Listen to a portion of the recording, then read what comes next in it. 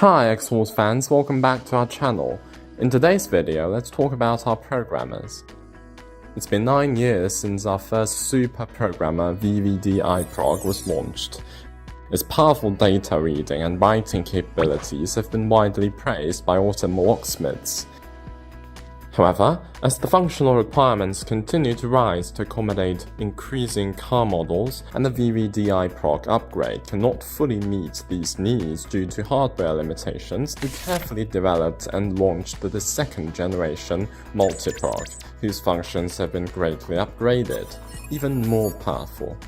Newly added support for ECU reading, writing and clone, TCU reading, writing and clone, vehicle engine data calculation and processing, and automated chip batch programming. And it supports verification. Well, now let's go through what's in the box. You'll first see an instruction manual. Next is Multi-Prog. Here is the IC locking holder, used to lock the chip holder and read the chip. This is magnetic shield, which uses a magnetic design and can be quickly removed to replace other types of adapter boards.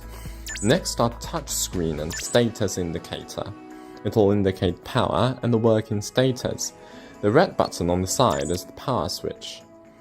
There are abundant interfaces at the back, including a power socket, PE grounding plug, ISP ECU DOIP interface, reserved automation programming interface, RJ45 network port, USB-A interface, and USB interface.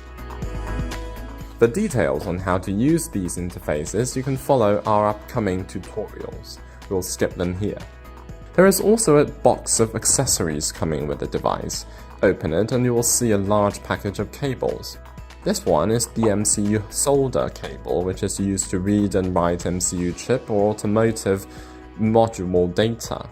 Then you'll see an MCU DB15 cable, which is used to read and write automotive module data with a solder-free adapter. This one is an ECU solder cable that's used to read and write ECU and other module data.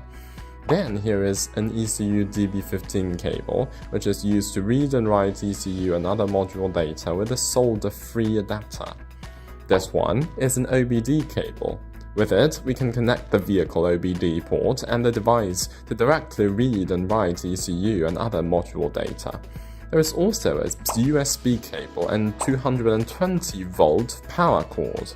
The last one is a USB Wi-Fi network card. Open the next package. You'll see ECU cable plugs in it, which are compatible with various types of ECUs and facilitate the connection of ECU pins. This is the power adapter. Then you'll see two adapter boards. This one is the VH20 interface adapter board, which is used for interface self-test. This one is the VH23 interface adapter board, which is used to solder, read, and write related chips. Besides these two boards, there is also an adapter board installed in the device by default.